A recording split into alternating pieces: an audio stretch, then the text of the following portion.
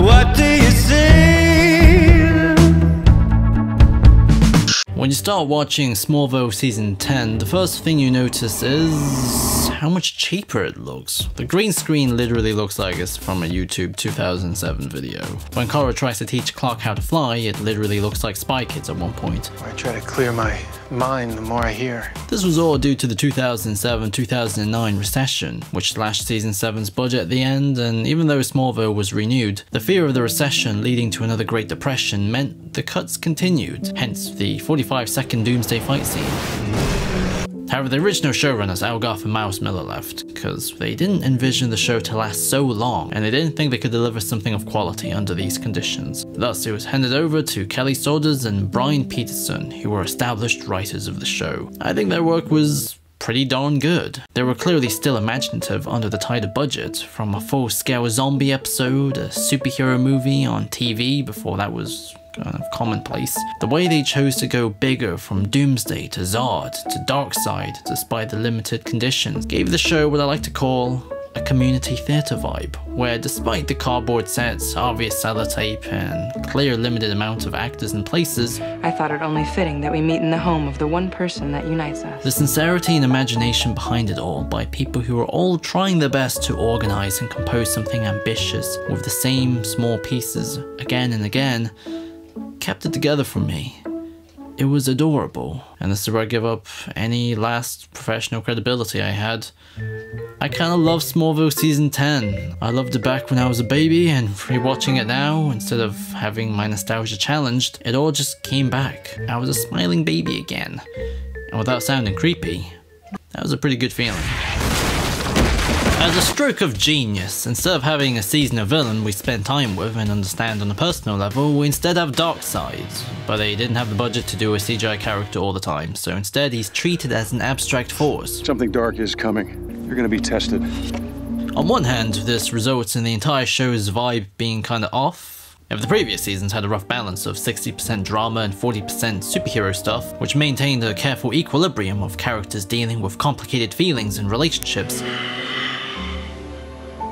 now it's almost like 100% superhero stuff, as there's no tragic relationships formed with the antagonist, just a volatile political climate that has to be solved. We are gonna need an ark to survive this hate-filled flood. But on the other hand, I kinda appreciated it to an extent. It's appropriate for Darkseid, and they avoided retreading the sad human alter ego or the scheming slimeball tropes. Smallville Season 10 knows it's the final year before Clark becomes Superman, so everything is tightly framed around why his debut is important. Clark Kent doesn't put on the costume to become a more powerful individual to win against another powerful individual. He becomes Superman to change the way people think, to become an idea in order to combat another idea. In this case, it's humanity's hatred, division, and suspicions, which is materialized with the Vigilante Registration Act. The whole government wants to draft the superheroes, which is kinda hysterical because they literally did that last season, but the difference is that instead of wanting them to fight the Kandorians, it's just a matter of principles. The trust of the American people doesn't lie in the Oval Office anymore, Admiral, but in a new breed of hero. It's very Dark Knight Returns Watchmen sort of deal. The government has taken a tougher stance ever since they upgraded our status from vigilante to terrorist. Clark starts out very much as an idealist, and even considers signing up, because remember, both his parents actually ran for Senate for God's sakes. So a part of him believes in the system, it believes it still works. However, the other part of him, who's lived his own life, had to make decisions and had to defend them. You want to protect the United States. As soon as you're threatened, everyone else's rights go out the window? This cynicism grows to the point that his faith is actually completely lost. He sees underground prisons. Ollie's life is ruined when he goes public to defend superheroes. I am Green Arrow.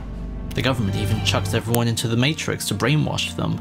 The world is at the precipice of change, where Clark's generation may not only become like the JSA, where they're disbanded, tarnished, and forgotten, but Darkseid can easily take over, now that everyone is primed. This sounds cool, but it's also so very abstract. Well, you got it all figured out.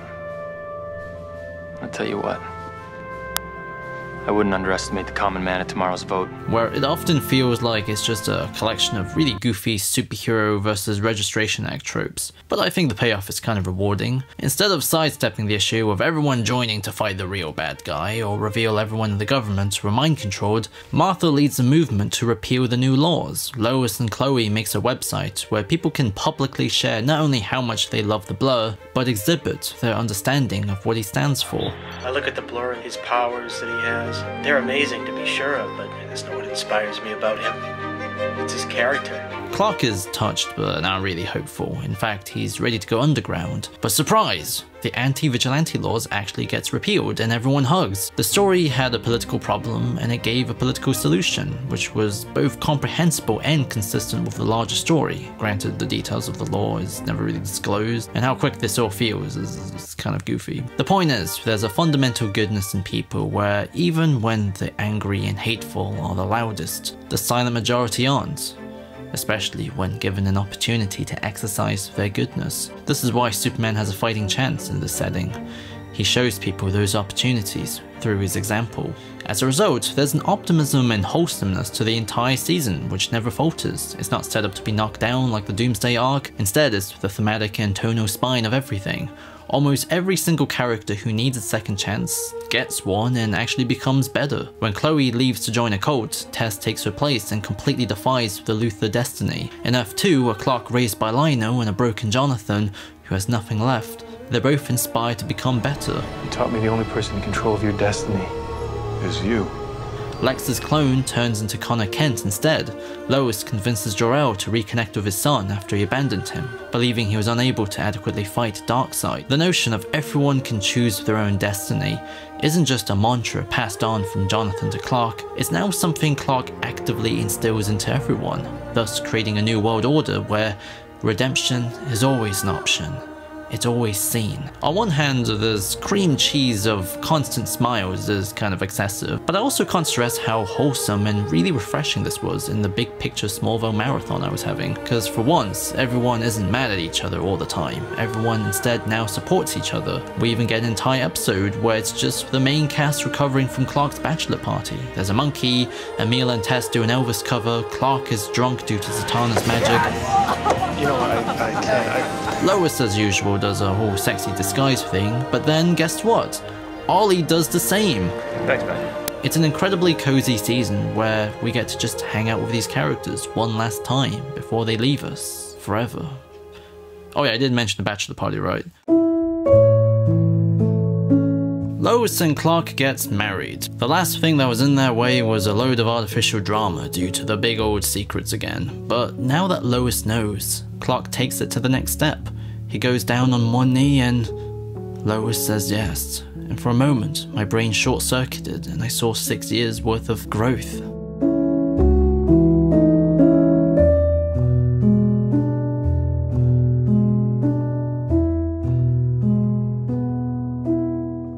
As Hawkman once said, if I've learned anything in the last, 3,000 years, it's that fear should never decide love.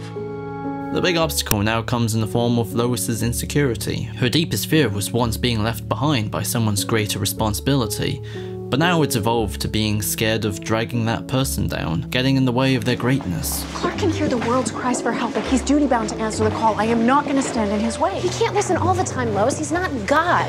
He can't be aware of every bird or blade of grass, okay? He's a man. But as we've seen before, when Clark lost touch with his humanity, he actually becomes less effective. He actually becomes an edgelord. Therefore, Clark isn't scared. Letting go of the things that was holding him back is something he's done before, and Lois is certainly not that. You're not in my way, Lois. You're by my side. She's actually the one keeping him together. Although I do wish he would let go of this terrible new costume. Anyways, his predicament is that he doesn't recognize that he's letting go of too many things, now that he acts like a hard man all the time, which includes the old farm and even Jonathan's memory. Clark's desire to succeed in the future has inhibited his ability to let the past live inside him, not as guilt or an interruptive force, but just simply a part of himself. I can't begin to imagine the pain you see every day when you're out there. I know you had to put blinders on to cope with your responsibilities, but if you turn your back on all the experiences that made you strong and compassionate because they hurt, I'm afraid that one day everything you learned in Smallville will have been for nothing. Also, I was using footage from the finale because the first half is about resolving this. The finale is bookended by Chloe reading a Smallville comic, which documents Clark's life, which doesn't make any sense unless she made it herself or something. Anyways, Apocalypse is arriving, and as people are hopeless, it's literally pulling the planet closer with some whack science stuff. Maybe the marking has some sort of unexplainable gravitational pull. Too bad anti-life equations aren't covered in Physics 101. The two standout moments for me was when Clark finally saw Jonathan again. This ghost is a projection of what he knows, what must be done. I can't, Dad.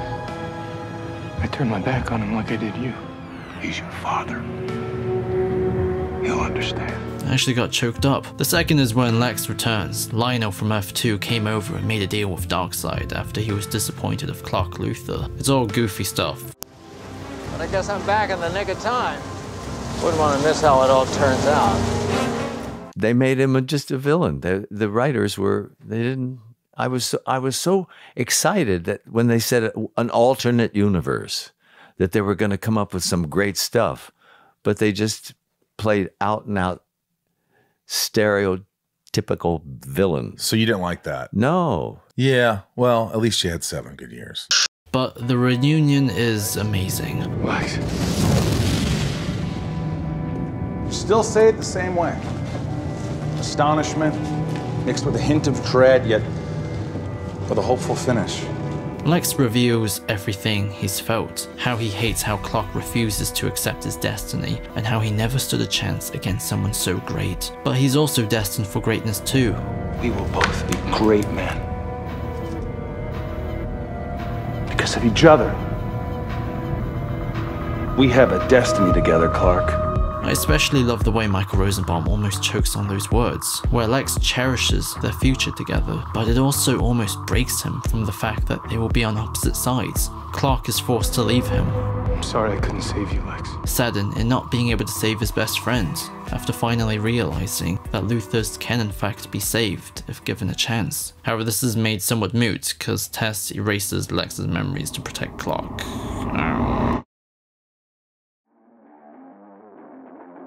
It's not working!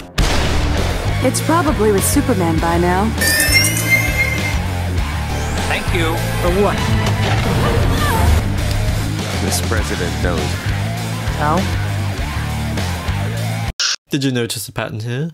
Mercy is either killed or doesn't speak, while being a loyal idiot. Although in live action, this is actually kind of different. In Batman v Superman, she's got a great presence, a stylish look, and Lex blows her up before she could do anything. Mercy's defining characteristics and overarching purpose is to be subservient and disposable. As a result, the moment you see her on screen, a setup is already made. Either you expect her to be a badass surprise, or a punchline where Lex acts selfish. LexCorp was never there. Smallville leverages this expectation by creating an amalgamation of Mercy Graves, Miss Tessmacher, and Lena Luthor, someone who can legitimately replace Michael Rosenbaum after he left. In Season 8, she can basically be summed up as, "I'm here to replace Lex Luthor." "Oh, hi Lana. Tess, you remind me of me when I was Lord to Lex and was being manipulated." "No way, bro. There's nanomachines inside you." "Oh, crap. Well, now I hate him."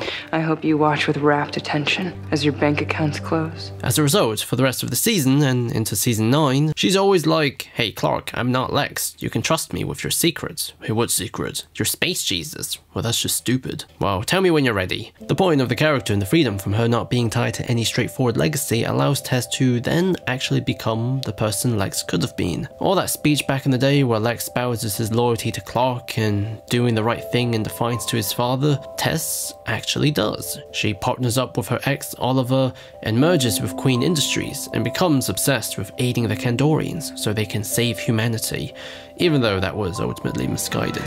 It was a risk choosing Zod over my own people. Someone had to save the Earth. There is an unfortunate darkness that she struggles with, where, like Lex, she was brought up with a fanatical sense of grandeur and Machiavellianism, like when she tortured Sam Witwer and tries to push Clark into killing him to save himself. Yes, you're reaching. All this sounds kind of repetitive, because Clark, like with Lex, just never invites her into anything. But then in Season 10, they totally commit to her and her redemption. She's actually invited onto the main team now. And to top it all off, there's a secret. She's actually Lex's long-lost sister. She's Lutessa Luthor, which is the sort of usual soap opera nonsense you'd expect with the show, but I still kinda found it touching that in the end, it all worked out. Cassie Freeman's performance is great and fits right in, and her story takes away the dismissiveness towards Lex's redemption. Luthor blood is Luthor blood, it's poison. Just as how Clark learns that Luthors aren't born, but are made. I was wrong. The story itself is able to then follow what it preaches more thoroughly. Everyone is in control of their own destiny. Lex could have been like TESS if Clark didn't lose his patience when he started investigating him, and that's something Clark will have to learn to live with. But then Lex just kills her and gets mind wiped, which is just pretty stupid. But I guess since she's an original character, there was never a place for her in Superman's future, so going down fighting this way, it's kind of honorable. Wait, what about Chloe? Jor-El is very proud of his son's compassion, something he credits to Kent for, and this heart is what will save the world. Thus, he brings out the Superman suit Martha made for Clark, something even Jor-El thought was pretty cool. It's very clearly the Superman Returns suit, but it's chill. We then never get a clear body shot of Tom Welling in it, probably because it wouldn't fit properly. Thus, like most people, I thought this was pretty terrible back in the day, but in 2023, where live-action Superman content is at a constant, I bizarrely enough kind of respected the restraint, for the reason that by not seeing the costume, its meaning becomes more abstract and powerful. There's a particular shot where Superman reunites with Lois for a second on Air Force One, and you can see the yellow symbol on his back, and my imagination just suddenly went insane because you don't really see that back symbol anymore. In other words, this whole paragraph is just copium. The show closes not in the present though, but with a flash forward in the not too distant future of 2018. Perry is editor, Jimmy's clone is now Jimmy. I'm so glad he was one of the actors who was able to make it. Luthor is president, and Clark and Lois are still ready to get married. But then Superman is needed. The idea of this ending is that the story of Smallville is over, but we can take comfort in the fact that Superman is still out there, even if we can't follow him. And that was very much the biggest thing I missed after finishing this show. These characters. After 10 seasons, you really got to live with Clark. You really got to see him and his friends at all angles. Some unflattering, some romantic, some pretty cool, some very goofy. But because the destination was always so hopeful, it made everything alright. It made it worth it.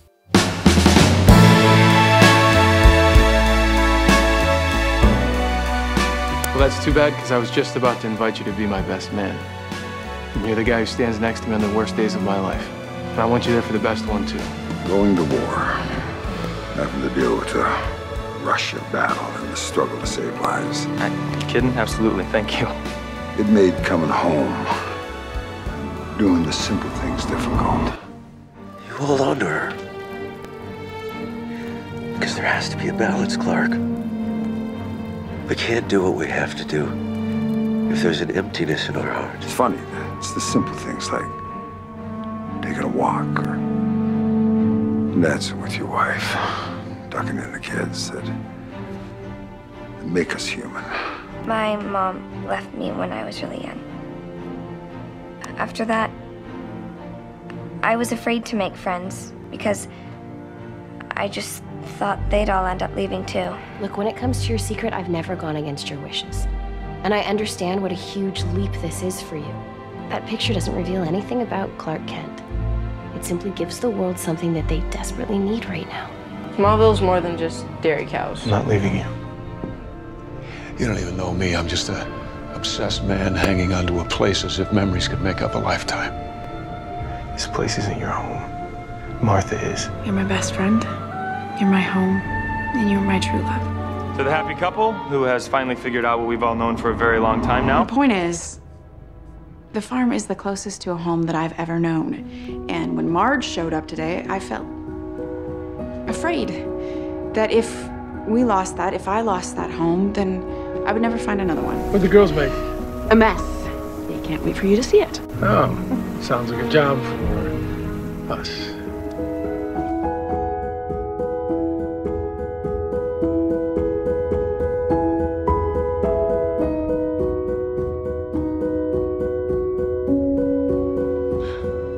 vows that Smallville isn't perfect. In fact, it's usually pretty laughable at times, especially when the dialogue is so literal. But it succeeds in exactly what it sets out to do, which is be a fun, adventurous series about a young, humble boy becoming someone great. Not greatness in terms of becoming rich, but greatness from inspiring a new generation to see the goodness that's possible. The story of Superman's origin isn't motivated by guilt, trauma, or any event that's singularly transformative. Instead, he achieved greatness because he had good parents who taught him to be selfless, charitable, loving, and decent, even when his powers gave him a life of opportunities to be something worse. In a 2-hour-long movie, this idea is often simplified into individual important and dramatic events, like Clark learning to be humble from Jonathan's death. But in Smallville, we get to live with these lessons. We get to see them expressed every day to the point that these lessons becomes just part of a life that's being lived. This is the show's greatest achievement. All the soap opera mumbo-jumbo, goofy retcons, important deaths that are forgotten and such, in the end, are utterly dwarfed by the journey it created. The message of the show was this life, and from this life, we see someone become fucking Superman. The hook of the show was to see Superman grow up, with no tights or flights, just the character. It put the flashy spectacle aside, and focused on painting a biography. And I think it's important to recognize that Smallville has an important place in the history of Superman, and also how I'm very clearly just masturbating to my nostalgia, guys.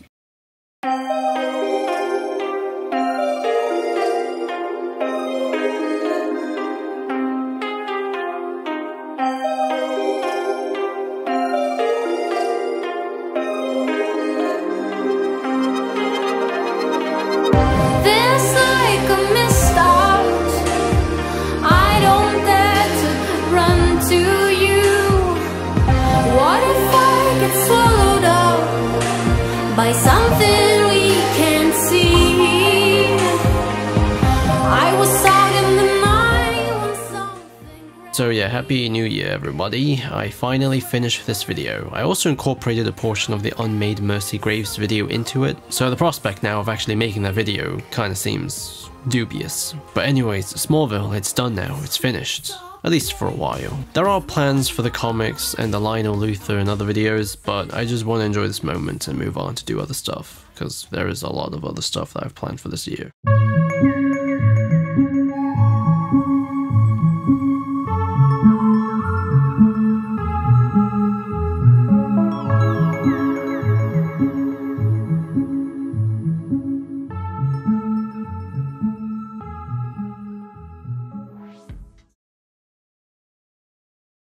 That's what it sounds like to me.